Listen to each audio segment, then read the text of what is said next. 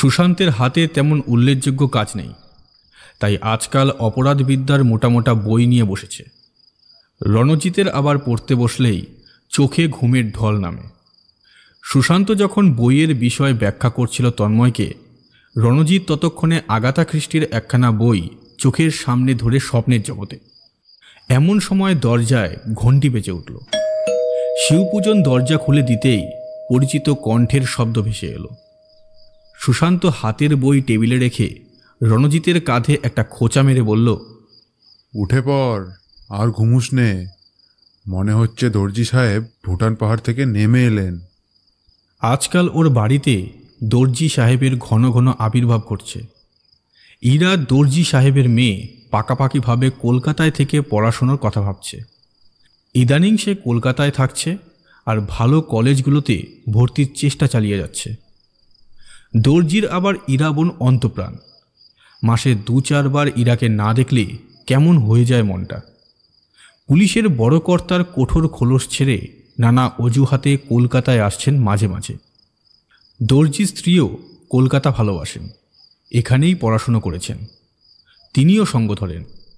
কাজেই সুশান্তর বাড়িতে মাঝে মাঝেই আজকাল আড্ডার আসর বসে। দর্জি কলকাতায় এলে যেমন করেই হোক সুশান্তর সঙ্গে দেখা করে যাবেনি। দর্জি ঘরে পা রাখা মানেই তার নাটকীয় আগমন। সুশান্ত বলল, ওয়েল ব্রাদার। দর্জি সাহেব বললেন, এমন সুন্দর সন্ধ্যায় ঘরে বসে আছো কি করে? চলো বাইরে বেরিয়ে পড়ি। সুশান্ত, ওই চন্দনহাটি জায়গাটা কোথায়? মনে হয় খুব কাছেই। আমার একটু সরকারি কাজ আছে। তোমরা কি আমার সঙ্গে যাবে নাকি? দর্জি সাহেব, চন্দ্রহাটি খুব কাছে নয়। যদি হুগলির চন্দ্রহাটি হয় তাহলে এখান থেকে গুনে গুনে 70 কিলোমিটার। আপনার পুলিশের গাড়ি কম করে 2 ঘন্টা নেবে। তা আপনার কাজটা কি যদি একটু জানান তবে যাওয়ার ব্যবস্থা করি। তেমন জরুরি কিছু না। চন্দ্রহাটি জায়গাটা শুনেছি বেশ মনোরম। গঙ্গার গায়ে গা ঠেকিয়ে রয়েছে। ওখানে রয়েছেন রামসুন্দর মিত্র নামে এক বনেদি ভদ্রলোক। ভদ্রলোকের বয়স ওই 60-65। তার হবি নানান ধরনের মূর্তি সংগ্রহ। শুনেছি তার সংগ্রহে সিকিম, তিব্বত, ভুটান সব জায়গারই মূর্তি আছে। একটা বড় সড়ো কালেকশন আছে। কিন্তু শুনেছি খুব ব্যস্ত মানুষ, কলকাতায় আসতে পারবেন না। তাই ওনার ওখানে গিয়ে মূর্তিগুলো একটু দেখব, এই আর কি। অত সহজ কাজের জন্য চন্দ্রহাটি যেতে চাইবেন, এটা আমি কি করে মেনে নিই? আসল গল্পটা কি আপনি বলুন। সব কথা রাস্তায় হবে। চলো বেরিয়ে পড়ি। রামসুন্দর মিত্রকে বাড়িতেই পাওয়া যাবে। উনি কখনো বাড়ি থেকে বের হন না, এটা জানি। খালি গরমের সময় 3 মাসের জন্য সিকিম, ভুটান, নেপাল চষে বেড়ান। এখন 6টা বাজে, পৌঁছতে পৌঁছতে 8টা হবে। দেখা করার পক্ষে সেটা নিশ্চয়ই খুব একটা খাপ ছাড়া সময় নয়। রণজিৎ ছোট্ট করে বলল, গায়েগঞ্জে যাবি, রাতের খাবারটা জোটে কিনা ভেবে দেখিস। দর্জি কলকাতায় এলেই রয়্যাল ভুটানের সাদা ধবধবে অ্যাম্বাসেডর গাড়িতে চাপেন। সঙ্গে থাকে সাদা পোশাকে ভুটান পুলিশের লোক।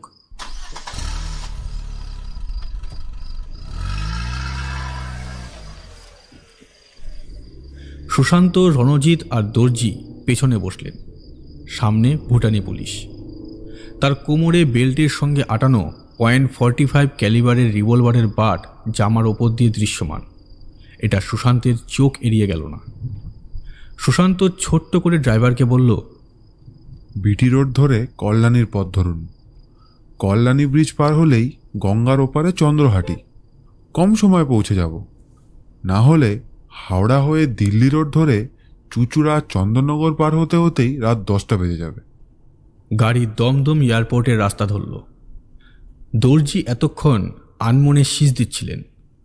এবারে আস্তে করে বলতে লাগলেন, আমার পরমাত্মীয় মহাভাগ অনেক কুকীর্তির সঙ্গে জড়িয়ে পড়েছে। তোমরা হয়তো জানো না, ভুটানের রাজ পরিবারের কিছু কিছু ব্যক্তি রয়েছেন যাদের ঐশ্বর্য ও সম্মান রাজার চেয়ে কিছু কম নয়। যেমন ধরো রাজমাতা বা রাজার মামা। এরা সবাই অত্যন্ত সম্মানিত রাজপুরুষ রাজার মামার প্রচুর ভূসম্পত্তি, থিম্পু পাড়াও, এছাড়াও ফুলসিলিংয়ে রয়েছে বাড়িঘর। ফুলসিলিং শহরে এমনি একজন রাজপুরুষের গৃহ থেকে 1 ডজন মূর্তি অদৃশ্য হয়ে যায় এই কয়েক মাস আগে। আমি দুঃখিত, তার নাম বলা যাবে না, ব্যাপারটা খুবই গোপনীয়। যে মূর্তিগুলো চুরি যায় তার মধ্যে কিছু ছিল তান্ত্রিক সাধুসত্ত্বের, আর গোটা 2 বৌদ্ধ মূর্তি। তবে সচরাচর আমরা যে বৌদ্ধ মূর্তি দেখি এ দুটো সেরকম নয়। আসলে ভুটানে বৌদ্ধ ধর্ম তন্ত্র প্রভাবিত, তাই বৌদ্ধের মূর্তিরও অন্য রূপ। মূর্তিগুলোর ধাতুগত মূল্য নগণ্য, কিন্তু ভুটান রাজপরিবারের কাছে এদের দামের হিসেব কষা যাবে না, এবং বিদেশি বাজারেও $1 থেকে $1.5 লাখ অনায়াসে পাওয়া যাবে। প্রাথমিক তদন্তে মনে হয়েছিল এটা একটা সাধারণ ছিচকে চুরি, কারণ মূর্তিগুলো অদৃশ্য হওয়ার পরেই দেখা গেল বাড়ির এক ভৃত্য নিরুদ্দেশ। শিশু বয়স থেকে সে ওই পরিবারেই আছে, এখন যুবক, নামটা ধরো নর্জন গুরু। অনেক খোঁজাখুঁজি হলো, কিছুই হদিশ মিলল না। খবর ছিল মহাভাগের আখড়ায় গুরুং যেত মাঝে মাঝে। দর্জি একটু থামলেন। ততক্ষণে এয়ারপোর্ট ছাড়িয়ে বারাসাতের পথ ধরেছে। দর্জি আবার বলতে শুরু করলেন, আজ থেকে ঠিক 22 দিন আগে গুরুংয়ের খোঁজ পাওয়া গেল। জলপাইগুড়ির প্রান্তে একটা চায়ের দোকানের পেছনে এক চিলতে ঘরের খড়িকাঠ থেকে গুরুংয়ের দেহ ঝুলছে। বেশি কথা বলে সময় নষ্ট করব না। মেডিকেল রিপোর্ট অনুযায়ী এটা আত্মহত্যা হতেই পারে না, নিছক নৃশংস হত্যা। তদন্তে জানা গেল গুরুংয়ের সঙ্গে থাকতো তারই আরেক শাগরেদ রেশম বাহাদুর। যথারীতি রেশম বাহাদুরও সেদিন থেকে বেপাত্তা, মূর্তিগুলোরও কোনো খোঁজ নেই। কাহিনীর এখানেই শেষ নয়। দিন 7 আগে রেশম বাহাদুরের দেখা মিলল খিদিরপুরের এক বস্তি বাড়িতে, তারও দেহ ঝুলছে খড়িকাঠ থেকে। এটাও হত্যা, আত্মহত্যার ব্যাপার নয়।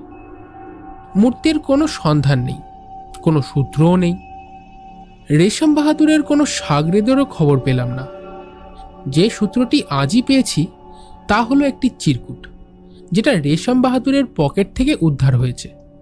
তাতে একটিই নাম, একটিই ঠিকানা, রামসুন্দর মিত্র, চন্দ্রহাটি, হুগলি। একটু হোমওয়ার্ক করতে হলো রামসুন্দর মিত্র সম্পর্কে, এবং তাতে জানা গেল ভদ্রলোক বেশ ছিটগ্রস্ত, বিয়ে থা করেননি, নানান উদ্ভট খেয়াল নিয়েই থাকেন। তার মধ্যে একটি হলো ওই মূর্তি সংগ্রহ। তবে ভদ্রলোকের কোনো ক্রিমিনাল রেকর্ড নেই, পরিষ্কার চরিত্র।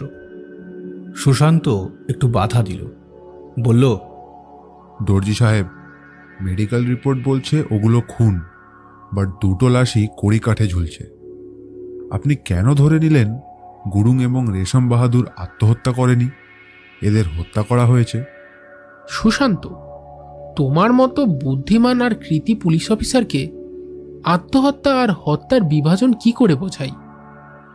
দুটোই শ্বাসরোধে মৃত্যু, কিন্তু গলায় রশির দাগ আড়াআড়িভাবে রয়েছে, কোনাকুনি নয়, এবং কারোর জীব মুখের বাইরে আসেনি।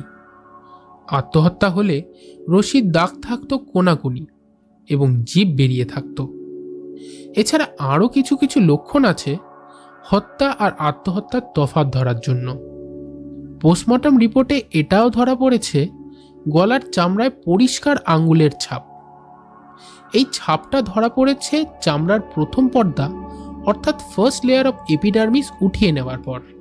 অর্থাৎ কিনা দুজনকেই হত্যা করার পর দেহ কড়িকাঠে ঝুলিয়ে দেওয়া হয়েছে।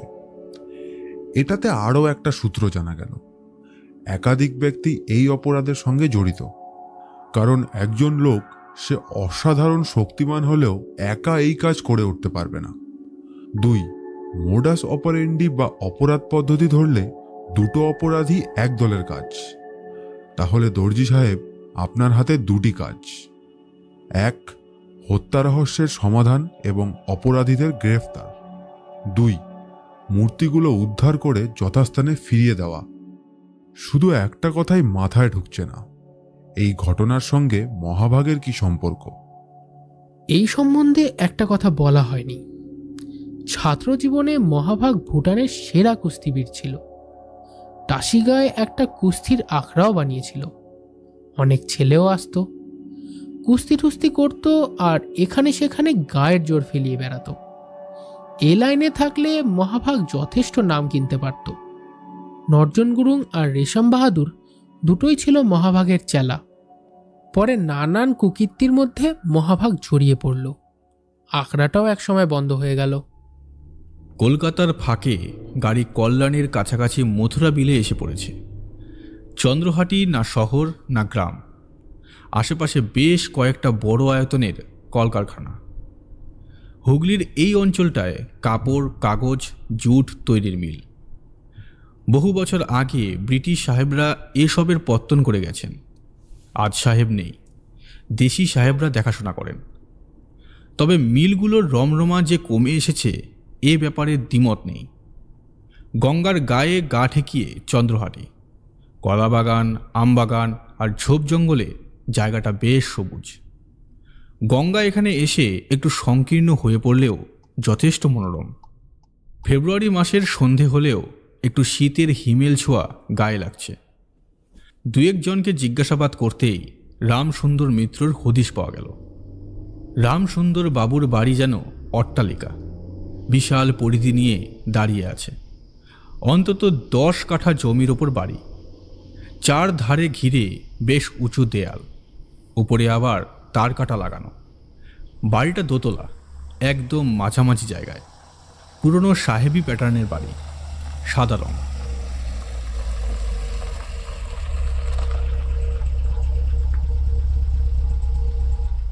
সুশান্ত মন্তব্য করল, এ তো বাড়ি নয়, দুর্গ দেখছি।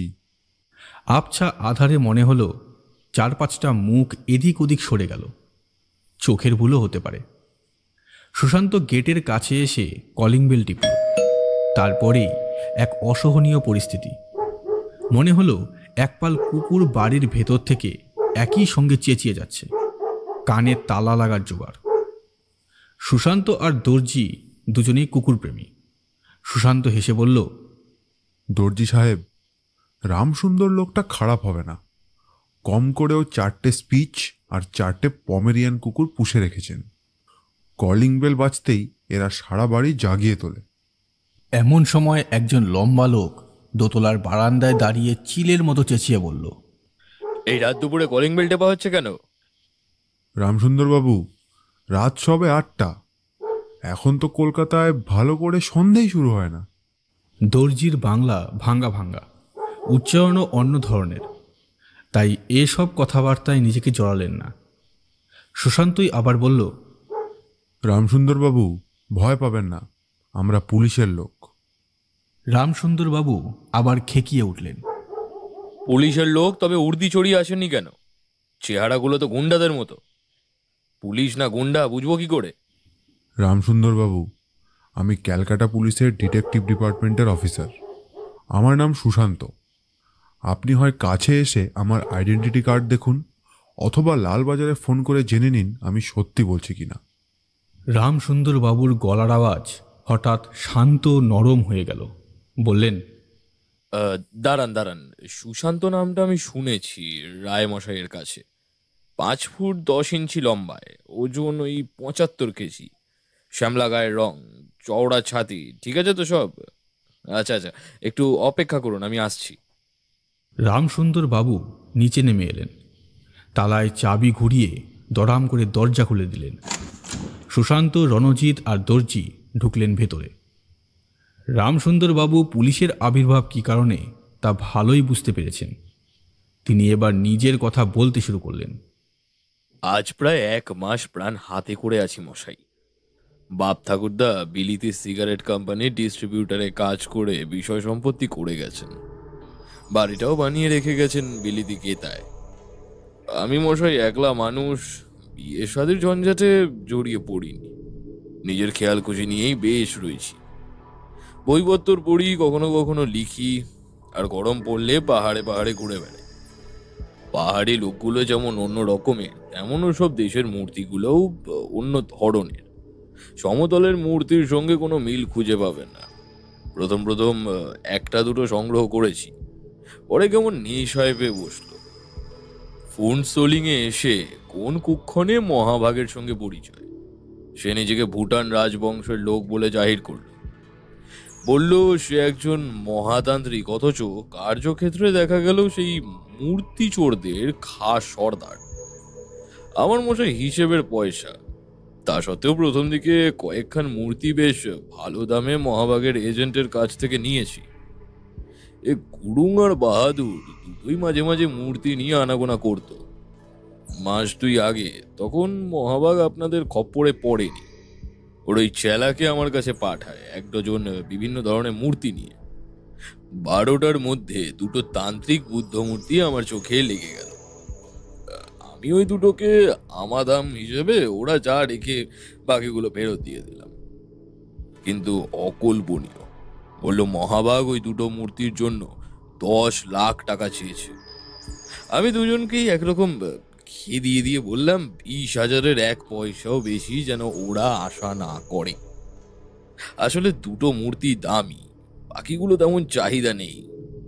বিদেশি বাজারে ওই দুটোর দাম অনেক বেশি, তা মানছি আমি, কিন্তু আমি ফালতু টাকা ঢালবো কেন বলুন তো? ওরা দুজন চলে যাওয়ার পরেই মহাভাগ পুলিশের হাতে ধরা পড়ে। গুরুং আর বাহাদুরের উদ্দেশ্য ছিল ওদের গুরু ধরা পড়ে গেছে, এবারে গুরুর ওপরেই বাটপাড়িটা সেরে নেওয়া। এদিকে গুরুও চুপচাপ বসে নেই, মনে হয় জেল থেকেই তার অন্য চেলাদের ওই দুজনের ওপর শোধ নেওয়ার জন্য পাঠিয়ে দেয়। আমি শান্তপ্রিয় লোক, কোনো সাথে পাশে থাকি না, নিজের কিছু শখ আহ্লাদ নিয়ে দিন কাটাই। তা মশাই, এই বুদ্ধ মূর্তি দুটো আমার কাছে গচ্ছিত থাকার পর কি অশান্তি কি অশান্তি! হঠাৎ রাত বিরেতে হুমকি দেওয়া ফোন আসা শুরু হলো। মূর্তি ফেরত দে, না হলে ধর থেকে মুন্ডু নামিয়ে দেব। তারপরে যখন তখন ঢিল পাটকেল ছুড়োছুড়ি। ভাগ্যিস বাড়িটা বাউন্ডারি ওয়াল থেকে বেশ খানিকটা দূরে। ঢিল পাটকেল ওয়াল টপকে ফেললেও ঘরের জানলা পর্যন্ত পৌঁছয় না। এরপরে বাজারে যাই তো পেছনে কেউ হেউয়ের মতো সেরে থাকে। অজানা অচেনা সব গুন্ডার মতো লোকগুলো। এদিকে না বেরিয়েও উপায় নেই, পেটে তো অন্ন দিতে হবে নাকি। আরও আছে এই পুষ্টিগুলো, ওরা আবার নির্ভেজাল মাংসাশী, দুধ ভাত মুখে রয়েছে না। এদের ঘূর্ণিবৃত্তির ব্যবস্থা চাই। এইসবের ব্যবস্থা করতেই 3-10 আগে বিকেলে বেরিয়েছি। বাজার খুব একটা দূরে নয়, হেঁটেই যাই। আমাদের চন্দ্রহাটি জায়গাটা খুব শান্ত, কখনো কোনো ঝুট ঝামেলা দেখিনি। সন্ধে নাগাদ ফিরছি, বাড়ির কাছাকাছি কলা বাগানের ভেতর থেকে বিটকেল আওয়াজ, আর তারপরেই দুটো বই বটকার মতো কিছু ফাটলো আমার দুপাশে। ভয়ে আমি দৌড় লাগালাম। কোনো মতে পৈতৃক প্রাণটি নিয়ে গেট পর্যন্ত পৌঁছেছি। সাঁই সাঁই করে দুটো পিস্তলের গুলি 2 কান ধেয়ে বেরিয়ে এলো। বাড়ির ভেতরে তাড়াতাড়ি ঢুকে গেট বন্ধ করে দিলাম। তাও কি রক্ষে আছে? দূর থেকে থেমে এক বিদকুটে একটা হাসি ভেসে আসছিল, যা শুনলেই আমার শরীরের রক্ত আর হিম হয়ে যায়। তারপর আর কি, 8 দিন আগে রেশম বাহাদুর একাই এলো আমার সঙ্গে দেখা করতে। তার কাছেই জানলাম নরজান গুরুং এর শোচনীয় সংবাদ। রেশম এ যাত্রায় 2 লাখে নেমেছিল। আমি আর ঝঞ্ঝাটে যাই। দুটো বুদ্ধ মূর্তি আমি রেশমকে ফেরত দিয়ে বললাম, তোর আপদ তুই নিয়ে যা। সুশান্ত হঠাৎ বলে উঠল, সে কি রামসুন্দরবাবু, আপনি মূর্তি দুটো ফেরত দিয়ে দিলেন? দর্জি এতক্ষণ চুপচাপ ছিলেন, এবার মুখ খুললেন, বললেন, মিস্টার মিত্র, আপনি তো বললেন যে 2টো গুলি চালানো হয়েছিল, সেগুলো কি আপনার কাছে আছে? বা আপনি কি বুঝতে পেরেছিলেন যে রিভলভার না পিস্তল থেকে গুলিগুলো ছোড়া হয়েছে? আমার বাড়িতে পিস্তল, রিভলভার, দোলনা বন্দুক কি নেই? আমার বাবার আবার পিস্তল আর রিভলভারের শখ ছিল। আমারই হেফাজতে আপাতত আছে 32 কোল্ড পিস্তল, 38 স্মিথ ওয়েলসন রিভলভার আর 12টা বেলজিয়াম ডাবল ব্যারেন গান। ছেলেবেলায় অনেক ফায়ার প্র্যাকটিস করেছি। আওয়াজ শুনেই বলে দেবো কোনটা কোন পিস্তল আর কোনটা রিভলভার। আমার ওপর গুলি ছোড়া হয়েছে রিভলভার দিয়ে। ওরা আপনার বাড়িতে ঢোকার চেষ্টা করেনি? আমার বাড়িতে যে এইসব আগ্নেয়াস্ত্র আছে আশেপাশের সব মস্তানরাই সে খবর রাখে, কাজেই বাড়িতে ঢুকে আমাকে ঘায়েল করবে সে বুকের পাটা কারণ নেই। তাছাড়া আমার কুকুরগুলো সারাক্ষণ ছাড়া থাকে, ওদের দিক নিয়ে কেউ ঢুকতে পারবে বলে তো মনে হয় না। তাহলে এখানে এসেও আরও একটা ডেড এন্ডে পড়লাম। দর্জি সাহেব, আপনি কি ভেবেছিলেন এখানে এলেই বুদ্ধমূর্তিগুলো পেয়ে যাবেন? আপনার হিসেব মতো আরও 10টা তান্ত্রিক সাধুর মূর্তিও হাপিস হয়েছে, তাদের জন্য কি ব্যবস্থা? ব্রাদার, 10টা তান্ত্রিক সাধুর মূর্তি ভুটানের বাজারে ওজন দরে বিক্রি হয়, ওদের জন্য আমি মোটেও ভাবিত নই। এই দুটো বুদ্ধ মূর্তির মূল্যায়ন করা খুব মুশকিল। যেমন তাদের অসাধারণ শিল্পশৈল, তেমনি ঘটেছে ধাতুর মণিকাঞ্চন যোগ। এছাড়া রাজপরিবারের বংশ পরম্পরায় রক্ষিত ভগবান বুদ্ধের মূর্তি গুম হয়ে যাওয়া অতি দুর্লক্ষণ। এখন কোন পথে এগোবেন? দর্জি চিন্তিত মুখ নিয়ে বললেন, রাস্তা একটাই খোলা। মহাবাগ এখন দিল্লির তিহার জেলে ওর অন্য বিদেশি চোর ভাইদের সঙ্গে বন্দী। অনেকগুলি মূর্তি চুরির কেস তদন্ত করছে সিবিআই তাদের দিল্লি দপ্তর থেকে। মহাভাগকে আরেক প্রশ্ন জিজ্ঞাসাবাদ করা যায়, কারণ এটা নিশ্চিত জেলে গেল বাইরের দোস্তদের সঙ্গে ওর নিয়মিত যোগাযোগ চলছে এবং সুচারুভাবে নিজের চক্রও চালিয়ে যাচ্ছে। এহেন সমস্যায় মুশকিল আসান হলেন আপনাদের রায়মশাই, কিন্তু তিনি তো পুলিশ ছেড়ে এইরকম সন্ন্যাস নিয়ে বসেছেন। সুশান্তবাবু নামটা ওনার কাছ থেকেই আমি শুনেছি। সুশান্ত বলল, রামসুন্দরবাবু, আমরা এবারে যাব, চিন্তা করছি উপায় একটা হবেই। গাড়িতে উঠতে যাবে এমন সময় সুশান্ত, রণজিৎ আর দর্জির একসঙ্গে 3 জনের মাথায় যেন আকাশ ভেঙে পড়ল। মিত্রমশাই গেট বন্ধ করে দিয়েছেন ততক্ষণে। গাড়ির দরজায় দর্জির আদালির মাথায় পাইপ গান ঠেকিয়ে দাঁড়িয়ে আছে আততায়ী। অন্যান্য দস্যুরা ঝাঁপিয়ে পড়ল তাদের ওপর। রণজিতের শারীরিক ক্ষিপ্রতা ততটা নয়। 2 ফুট লম্বা বেতের ছড়ি কাঁধে নামতেই ভূমিসজ্জা নিয়েছে। দর্জি পুলিশের হোমরা চোমরা অফিসার, এককালে জুজুৎসু করেছেন। আচমকা আঘাত ঘাড়ের কাছে নামতে না নামতেই একটু সরে এসেছেন। আঘাত তেমন জমেনি। নিজেকে সামলে নিয়ে গাঢ় অন্ধকারে প্রতিপক্ষর মোকাবিলার জন্য তৈরি হচ্ছেন। সুশান্ত আবার অন্য ধাতুতে গড়া। আততায়ীর আঘাত শুধু ফুলের মতো তার পিঠ ছুঁয়ে গেছে এবং পর মুহূর্তেই তার বজ্র মুষ্টি আততায়ীর চোয়ালে আছড়ে পড়েছে। সে আঘাতে কয়েকখানা দাঁত নিশ্চিত খুলে পড়েছে এবং লোকটিও কাটা গাছের মতো ভূমিসজ্জায় নিশ্চল। ততক্ষণে দর্জির লুগার পিস্তল শিঙ্গিরে লোকটার মাথায় ঠেকানো হয়ে গেছে। আদালি বেছে ভূমিতল থেকে উঠে পড়ে ভীমসিনের মতো একটি হুঙ্কার ছেড়ে কোমর থেকে .45 রিভলভার বার করেই 2 রাউন্ড চালিয়ে দিয়েছে অন্ধকার কলাবাগানের দিকে তাক করে। সুশান্ত চেঁচিয়ে বলল, बस फायर मत करो, .45 गोली से हाथी मर जाता, आदमी का बात क्या? নিশ্ছিদ্র অন্ধকার কলাবাগানের ভেতর থেকে দুবদাব আওয়াজের সঙ্গে গোটা 2 গুলির আওয়াজও ভেসে এল। রণজিৎ এতক্ষণে সামলে উঠে শিঙ্গিরে লোকটার হাত থেকে পাইপ গান ছিনিয়ে নিয়েই এক চপেটাঘাত। আওয়াজটা ছোটোখাটো পটকা ফাটার চেয়ে কম হলো না। সুশান্ত ইতিমধ্যে আততায়ী লোকটাকে পাজে কোলা করে তুলে গাড়ির সিটের নিচে শুইয়ে দিয়েছে। শিঙ্গিরেকে আরও কয়েকটি চপেটাঘাত করে রণজিৎ গাড়ির ভেতর চালান করে দিল। তারপর সবাই উঠে পড়ল গাড়িতে। সুশান্ত সামনে বসতে বসতে বলল, কম করেও 5-6টা বদমাশ ছিল, 2টোকে ধরে ফেলেছি, এটাই লাভ। আপাতত এ 2টোকে চন্দ্রহাটি পুলিশ আউটপোস্টে গচ্ছিত রেখে একটু অন্য কাজ সেরে আসা যাক।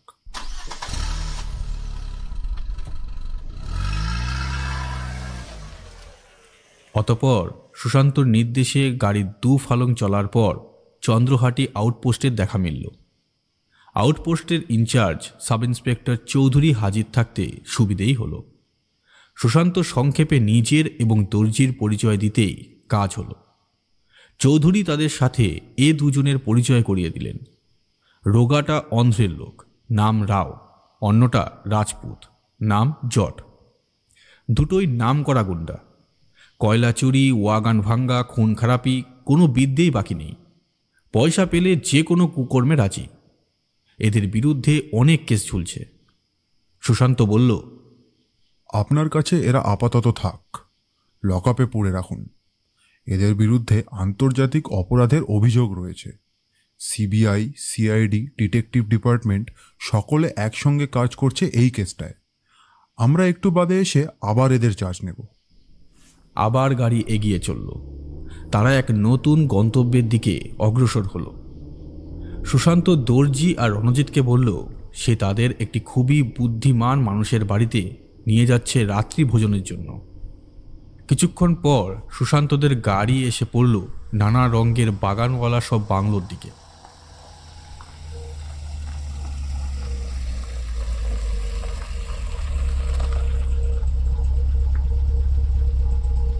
দোতলা বাংলোর সামনে দাঁড়াতেই একজন এলেন গেটের কাছে। মনে হলো খাপ খোলা মুখশ্রী। সুশান্তকে দেখেই বললেন, আরে মাস্টার, পৌঁছে গেছো তাহলে? বৌদ্ধ মূর্তির সন্ধান মিলল? দর্জি পুলিশের বড় অফিসার, নিজের পদ মর্যাদা সম্পর্কে বিলক্ষণ সচেতন। সেই দর্জির মতো লোকই এক লাফে গাড়ি থেকে নেমে সুশান্তর প্রণাম করা শেষ হতে না হতেই আগন্তুকের পা ছুঁয়ে বলে উঠলেন, আমার কি সৌভাগ্য রায় সাহেব, আপনাকে এখানে দেখতে পাবো আমার সুদূর কল্পনাতেও ছিল না। রায় সাহেব একটু অপ্রস্তুত হয়ে বললেন, মিস্টার দর্জি, আপনি আমাকে প্রণাম করতে গেলেন কেন? আপনাকে প্রণাম করব না এটা হতে পারে না স্যার। পুলিশে ঢোকার পর আপনার কাছেই আমার প্রথম দীক্ষা। ভুটান পুলিশ আমাকে সেদিন ট্রেনিংয়ের জন্য লালবাজারে পাঠিয়েছিল বলেই এই প্রফেশনে কিছু করে দেখাতে পারছি। স্যার, ডিটেকটিভ ডিপার্টমেন্টটাই একদিন আপনি তৈরি করেছিলেন। আপনার আশীর্বাদ আর পরিচালনায় স্কটল্যান্ড ইয়ার্ড বা এফবিআই এর সমতুল্য ছিলাম আমরা। আর আজ আপনি স্বেচ্ছায় নির্বাসন নিলেন পুলিশের ডেপুটি কমিশনারের চাকরি থেকে। সুশান্ত, পুলিশের কাজ দুষ্টের দমন আর শিষ্টের পালন। সারা জীবন সে কাজটাই বুঝেছি, বুঝলে? চাকরির শেষ পর্যায়ে এসে চাকরিতে রাজনীতি মেলাতে পারলাম না, এই জন্যেই সসম্মানে সরে এসেছি। অপরাধ নিয়ন্ত্রণে আপনার উপদেশ আর অনুপ্রেরণা আজ আর পাই না। কাজ করতে গিয়ে নিজেকে অনেক সময় ভীষণ অসহায় লাগে। আপনি কলকাতায় ফিরে চলুন স্যার, না হলে আমাকেও আপনার সাথী করে নিন। মাস্টার, তোমার সামনে বিরাট সম্ভাবনা। তুমি যা করছো করে যাও। আমি খানিকটা আত্ম অনুসন্ধান করছি। সময় বুঝলে আবার কলকাতায় ফিরে যাব। কিন্তু তোমাদের কাজটা তো একটু সুরাহা করে দেওয়া উচিত। তোমরা দুটো গুন্ডাকে ধরে চন্দ্রহাটি আউটপোস্টে রেখে এসেছো, সে খবর প্রায় সঙ্গে সঙ্গে আমি পেয়ে গেছি। আসলে এই পুলিশ ফাঁড়িটা তৈরি হয়েছে আমাদের সংস্থার পয়সায়, এবং জমিটাও আমাদের। 10 মিনিটের মধ্যে আমার কাছে দুটো ফোন এসেছে, একটা রামসুন্দর মিত্রের আর একটা চন্দ্রহাটি ফাঁড়ির ইনচার্জের কাছ থেকে। তোমাদের মিশনটা কি মোটামুটি বুঝে নিয়েছি। যে দুটো গুন্ডাকে তোমরা ধরেছ এরা লালা বলে একজন কুখ্যাত সমাজ বিরোধীর গ্যাংয়ের লোক। এদের পয়সা দিয়ে কাজে লাগিয়েছে বিদেশি মূর্তি পাচার চক্র। তোমাদের মহাভাগ একজন বড়সড় এশিয়ান এজেন্ট। এদের আসল কর্তা লন্ডনের আশেপাশে থাকে, যেটা আসলে রাজস্থানের লোক, কিন্তু ওর কাজের জায়গা মূলত পশ্চিমবঙ্গ আর বিহারে। লালা আলোয়ার শহরে অন্য নাম নিয়ে ঘাপটি মেরে আছে। একটা ছোট্ট শহর, দিল্লি থেকে 170 কিলোমিটার, আরাবলি পাহাড়ের গায়ে ঠেকিয়ে আছে। ওখানকার প্যালেস হোটেলে কদিন থাকতে হয়েছিল কয়েক বছর আগে। জয়পুরের এসপি ভ্রমর সিং সে সময় আমার সঙ্গে ছিলেন। এখন তিনি রাজস্থানের আইজি।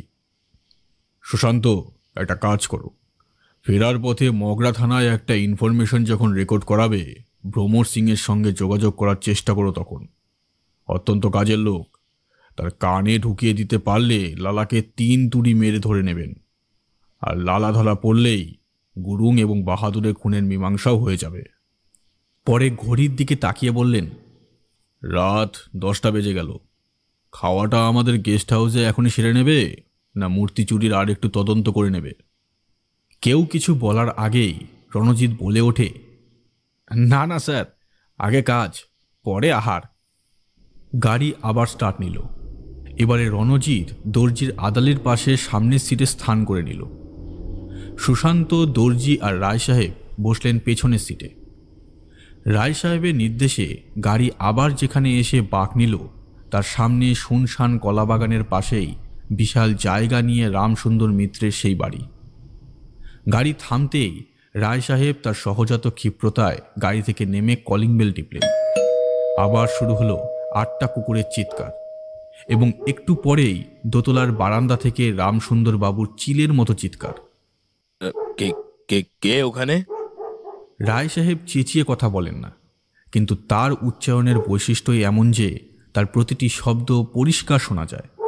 তিনি গম্ভীর গলায় বললেন, রামসুন্দর, চেঁচামেচি করবে না, আমি এসেছি, দরজাটা খুলে দাও। রামসুন্দর বাবু প্রায় উড়ে নেমে এলেন, বললেন, সে কি সৌভাগ্য রায়মশাই, আপনি স্বয়ং? এদিকে 8টা কুকুরের হুলস্থুল। রামসুন্দর বাবু 8টাকেই বাড়ির কেনেলে ঢুকিয়ে দিলেন। রায় সাহেব কোনো ভূমিকা না করেই গম্ভীর স্বরে বললেন, রামসুন্দর, বুদ্ধমূর্তি কোথায়? সে তো কবেই আপদ বিদায় করেছি। রায় সাহেবের চোখ দুটো দপ করে জ্বলে উঠল, যেন আগুন। হিস হিস করে বললেন, রামসুন্দর, এ বয়সে জেলের ঘানি টানবে? সুশান্তর হাতের কাজ খুব চমৎকার, তোমার শুকনো চামড়া শরীর থেকে খুলে বার করে নেবে। দর্জিরও অনেক ভুটানি দাওয়াই আছে, পরখ করবে নাকি? দর্জি আর সুশান্ত দুজনেই ছেলে মানুষ, ওদের থাপ্পা দিলেও আমায় তুমি মিথ্যে বলেছ, তোমার সাহস তো কম নয়। মূর্তি দুটো তোমার কাছেই আছে, তুমি কোশমিন কালেও বাহাদুরকে ফিরিয়ে দাওনি। বাহাদুর খুন হওয়ার পর তোমার ওপর মিছিমিছি হামলা হবে কেন? তাছাড়া আক্রমণ করা হয়েছিল সুশান্ত আর দর্জির ওপর, হয়তো মূর্তি দুটো এদের হাতে দিয়েছ এটা ভেবেই। যদি বাঁচার ইচ্ছে রাখো তো দিয়ে দাও, তোমার কোনো ক্ষতি হওয়ার আগে। এতক্ষণ রামসুন্দর বাবুর দোতলার ড্রয়িং রুমে দাঁড়িয়ে কথা হচ্ছিল। রামসুন্দর বাবু 1 মিনিট সময় নিলেন। ড্রয়িং রুমের দেয়ালে একটি চামুন্ডা মূর্তির ছবি। রামসুন্দর বাবু সেটি সরাতেই পিছনে দেখা গেল একটি গোল বোতাম। বোতাম টিপতেই বেরিয়ে এলো 12x12 পরিসরের একটি গুপ্ত চেম্বার। রামসুন্দর বাবু চেম্বারে হাত ঢুকিয়ে যা বার করে নিয়ে এলেন তা দেখে কারোর চোখে আর পলক পড়ে না। দুটি একই ধরনের বুদ্ধমূর্তি, চোখ, কর্ণবলয়, শরীর সবই সাধারণত দেখা বুদ্ধমূর্তির থেকে আলাদা। গঠন, শৈল এবং ধাতুর মিশ্রণ এমন যে ঘরের আলো পড়ে মূর্তি দুটো থেকে একরকম দ্যুতি বিচ্ছুরিত হচ্ছে। দর্জি দুহাত জোর করে প্রণাম করলেন। রায় সাহেব মূর্তি দুটো রামসুন্দর বাবুর হাত থেকে নিয়ে দর্জির হাতে দিয়ে বললেন, মাস্টার, এ অমূল্য ধন আপনি ফিরিয়ে নিয়ে যান। স্যার, আজ দুনিয়ায় সবচেয়ে সেরা সুখী যদি কেউ হয়ে থাকে সে হলাম আমি। আপনি যাদের ভালোবাসেন তাদের মাস্টার বলে সম্বোধন করেন। আপনার প্রিয়জনেদের মধ্যে আমিও একজন হলাম, এর চেয়ে বেশি খুশির আর কি থাকতে পারে? রায় সাহেব স্মিত হাসলেন। রামসুন্দর বলল, আমি এগুলো পাওয়ার পর লোভ সামলাতে পারিনি। যখন জানলাম ওরা দুজনেই মারা গেছে তখন ভাবলাম এটা আমার কাছেই রেখে দিই, তারপরেই অত্যাচার। ঠিক আছে, আমি তোমাকে কথা দিয়েছি তোমার কিছু হবে না, সব দস্যু ধরা পড়বে, তুমি নিশ্চিত থাকো। কিন্তু তোমাকেও পুলিশের সাহায্য করতে হবে, না হলে। হ্যাঁ, আমি সবভাবেই সাহায্য করব।